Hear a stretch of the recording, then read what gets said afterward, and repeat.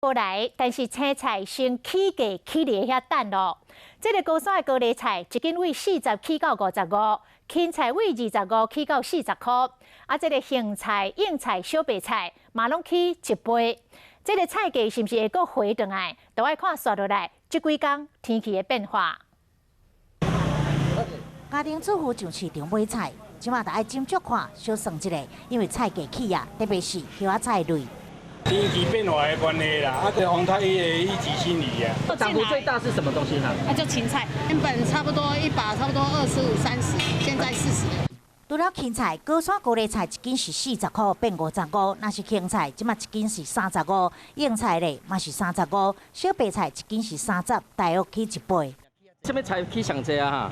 高丽菜。高丽菜哈？对。他买得下手吗？买不下手。他能接受吗？还可以。 对逐工爱煮食的主妇来讲咧，菜变贵嘛是得爱买，只是讲经较无起的。这自助餐的业者得爱家己吸收差价，对菜价波动感受嘛真深。